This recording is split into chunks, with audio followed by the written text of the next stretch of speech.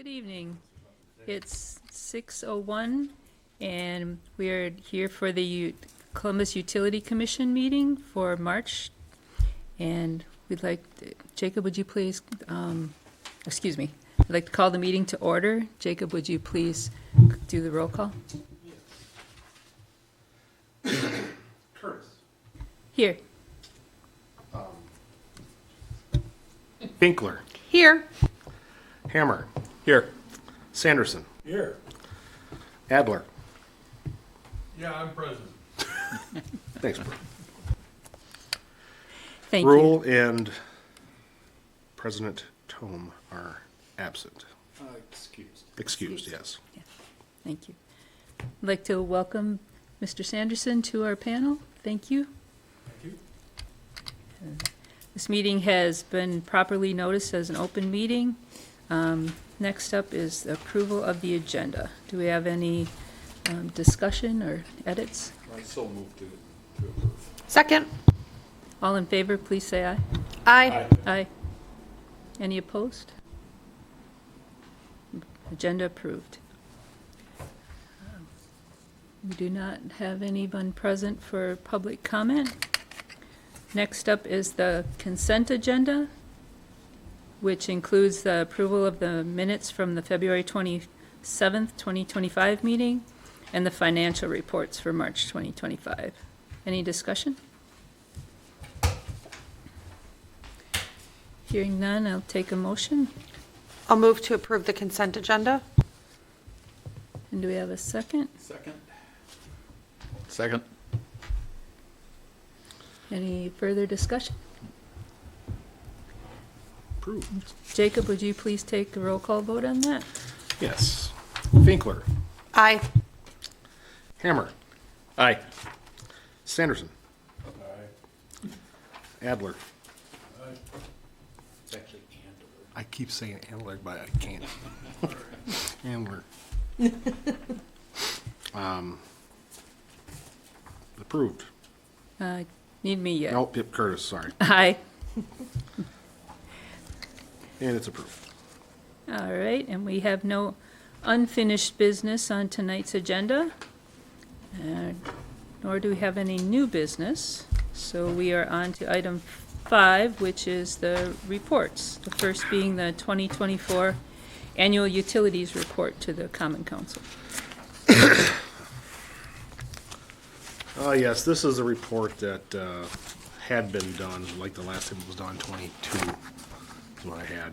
But it's just a report of the utilities businesses and the formation of the utility with the new members of the Common Council. So I'll give this presentation the first meeting of April, just for review. The only thing that I could have you add to this is under the governance structure, it says Public Service Commission, but I wonder if the DNR should be included in that also, because they do regulate our water and our wastewater. True. Right. Way Okay. of doing business. So Right.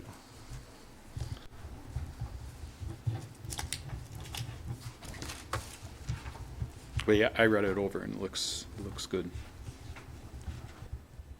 Yeah, I was kind of surprised. Well, I'm not really surprised, but just looking at the revenues. I mean, electric makes sense. Water makes sense. Wastewater, the sales are pretty flat. You can see where the increases were, but for really what we do and what we've taken in, that should be much higher than it actually is. And hopefully it will be this next year. Although we do have some questions rolling out the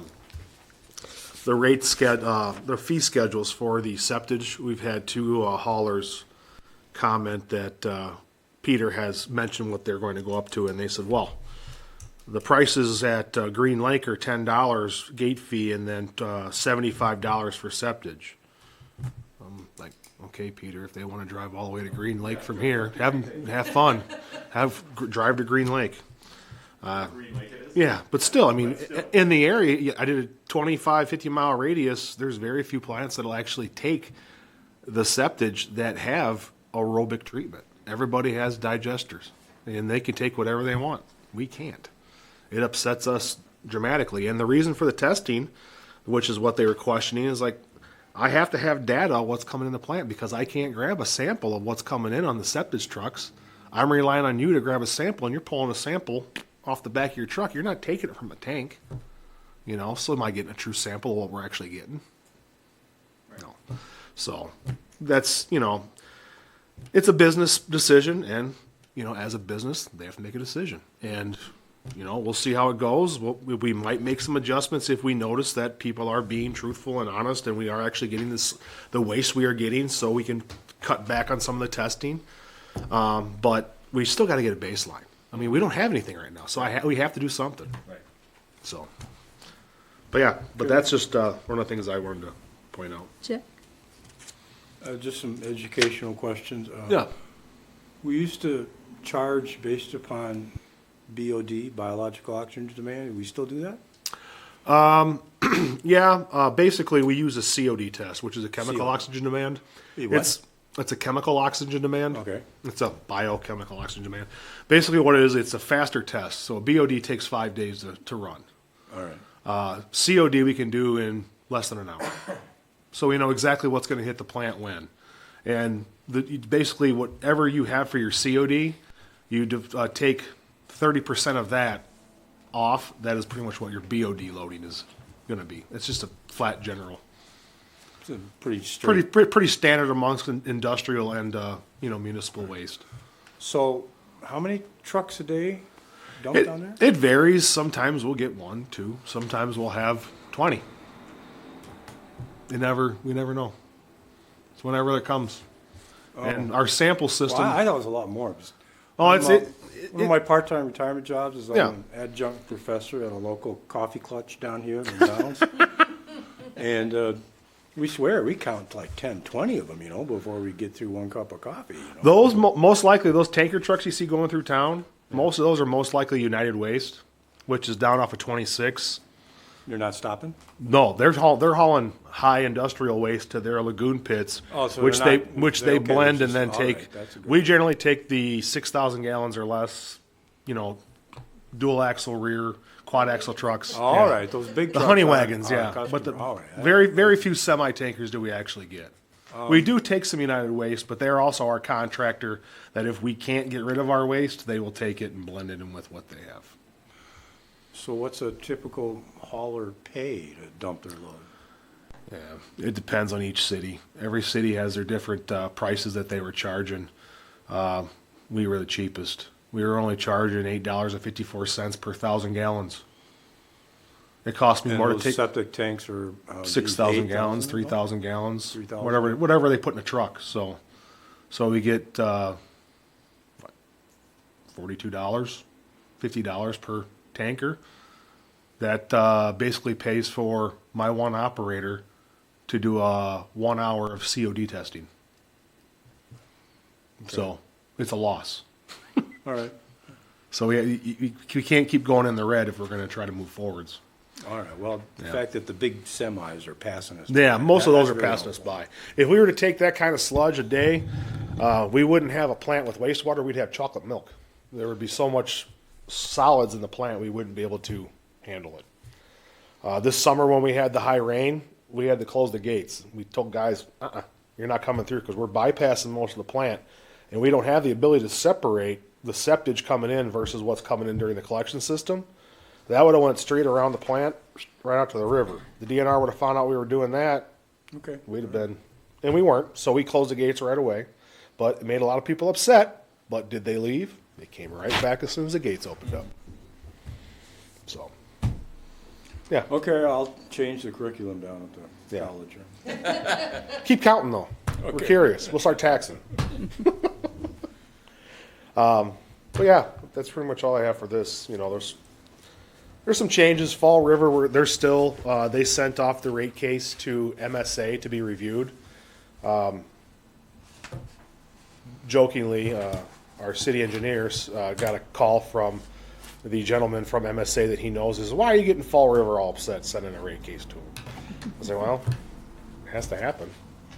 I mean, we have, it's fair, you know, and yes, the calculations were done, but, they weren't done based off the 2010 numbers, they were based off of current numbers and what the current rates and everything are, and things have changed since 2010. Haven't heard anything back from, Elba, but they are also going through the process of redoing their ordinances and rewriting everything and hopefully trying to get a contract set up so that we can review it with our city attorney. Which, and honestly, they've been nothing but accommodating, so, Jacob, if we could just go back to page 10 for a minute. yeah. In the middle of the page, you talk about the commission originally was assigned the duties to manage and control the electric and water departments, and says the wastewater was added in January of 2024. Yes. I think the wastewater came to the commission in August of '22. August of 22. Was August or September of '22? I think when the actual, like, financial part The financial took came over, later. well, yeah, yeah, jurisdiction. The jurisdiction might have of been in, all of in us. 2022. I know the Yeah. financial end of it didn't really kick in until sometime this past year. I Yeah, it can't- was Yeah, I think 20 maybe 24. that date is for that. Yeah. But the commission started overseeing the wastewater before that. That's when they redid the ordinance. Yeah. I forget when the actual turnover date was. I mean, you could double check with Michelle on Yeah. that too.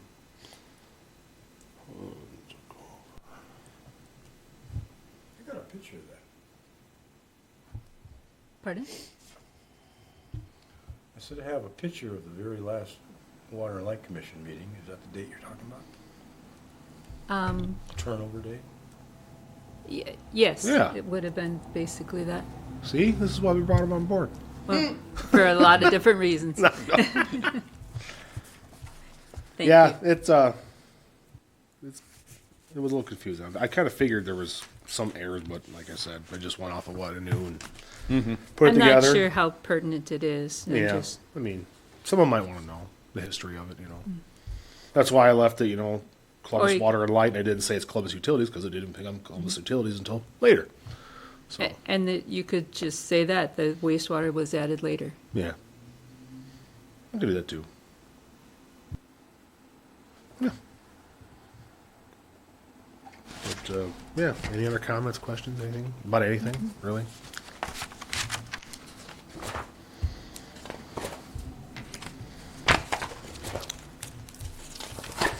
The next item is weird. the We have nothing. director's report.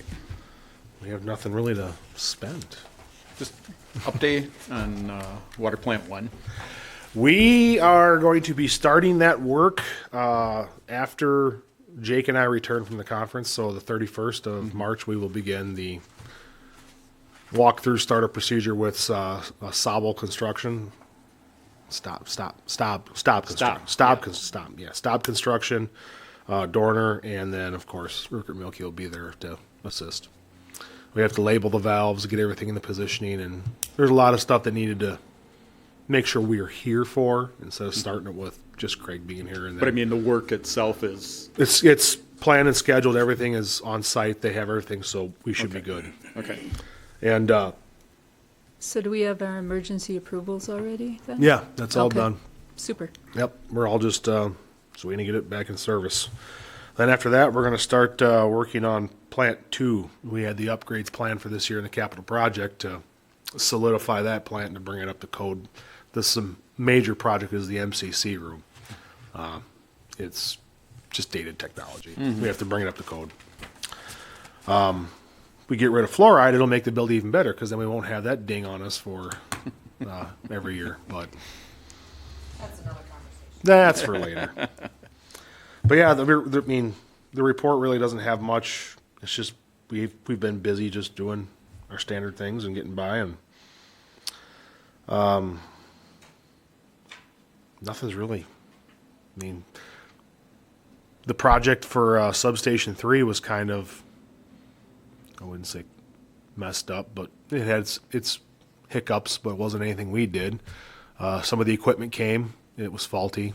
Some things were installed improperly, but it's all been handled, and we're working to get that all back in service and squared away. So, moving forwards, next month, there will be a larger discussion. Forrester Electric will be here to talk about the capital improvement plan that we have for the electric utility that includes all of the conversion, everything we have planned for the city to bring us forwards with the ATC line being changed and everything, and to eliminate substation 1, which is actually faulting more and more now. We're having more issues with it. So it's time to move on from that. The original plan was it was going to be a $3.3 million project, and it was going to be hopefully done in a year and just knock through. And we have to get approval from the PSC. So, excuse me. The hospital project, the ATC line, removing sub 1, realizing sub 2 will then have to be upgraded. So there were things added to it. So it's quite a bit more of a project than we had anticipated after it was actually looked into deeper. It'll probably end up being a 3 to 4 year project program to get us all in compliance. So with everything, but it puts us in a better place. It puts us in a position where we don't have to worry about that anymore. And it makes sense for us to get it all done, contracted out. You know, we'll do some of the work, but we're going to have plenty other running around to do with the hospital and everything else that's hopefully going to be happening with the city. So, and then, you know, water utilities, once we get plant 1 up, tested, and make sure everything's good there and we're comfortable with it, we'll start planning for plant 2 to get its work done. And then looking forward towards the future, we need to figure out what we're going to do with plant 1. Do we start looking now for land, or talking to someone about land and doing investigations for where do we put water plant 3? And do we add a tower? How many wells do we put in? You know, where's it going to be strategically in the area? You know, there's a lot of things moving, but it all depends on what all happens too. So, and April 1st we start dechlorination of wastewater. So we're back into dechlorination season. So disinfection begins. But plant's been running pretty good. Really have no complaints. The enzyme that we've been adding, Aquafix wanted to do a final test to see how fast it would take the plant to revert back to its normal where it was and be a negative impact. It was fairly quick. They were hoping to have us be able to stay off of it through March. We were starting to see negative effects of not adding the enzyme late January, early February. So we're adding the enzyme again, and things are going back in the proper direction. I mean, we went from 20% cake to 12, 13, 14, and the settling in the aerobic digesters were horrible. So, yeah, definitely the enzyme is a good thing for us with our process and the way our process is designed. So we'll definitely keep adding that in the future. And if you'd like to see the study, I have a printout of the entire study we did with Aquafix. We did that in lieu of installing a dryer. We ended up getting a 60% reduction in the total solids volume in the plant, which is pretty good. More aerobic action, is that what you're doing? We added Different an enzyme to our aerobic extended aeration aerobic digesters, and what those enzymes do is they would actually break down the unsoluble organic solids that would build up in your sludge base, which is what a vast majority of your processed sludge is. So we actually saw a 60% reduction in the digester itself, where we were actually loading over 800 pounds total, or in the actual unit that we were adding the enzyme versus the basically the control where we weren't adding it. And that was, Solids that you yeah, feed it. and that was during the wet weather period, so that was pretty impressive where we were at. And, it drastically improved our cake solids. We went from 11 to 12% up to almost 25. Just in the few months we were doing the test last year before, our fall application, we ended up saving about 500 cubic yards of, sludge that we didn't have to process to the field, which is a pretty good chunk. So it was a very successful, very affordable alternative to a very expensive dryer, which if we would have ordered it now, I don't even know if we would have been able to afford it, because I don't know what that tariff would have been. Is it 45% on China? 25? It's high. It would have been, but it would have been very expensive. So, but if you'd like the study, I have the study. But otherwise, if anybody has any questions of the report, that's all I got. Thank you. Thank you. Anybody have anything else? Yeah. Joe? So, a couple of conferences that are coming up on the electric end that are geared towards commissioners. The first one would be the MEUW Annual Conference. That is May 14th through the 16th. That would mean changing the meeting in May to the following weekend. If we have, I plan on going that, so I would excuse myself from that. But anybody that could make it, it's good. I think this one is up in La Crosse. It's in the Live Lines. Okay. That's included in the packet. And then the WPPI Annual Conference is September 16th through the 18th. That's actually a Tuesday, Wednesday, Thursday. So there would be no need to change that meeting night. But and that's being held up at Lambeau Field. Well.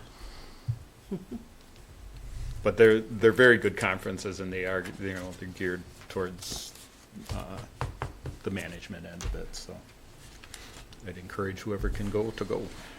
Thank you. Thank you. Anything else?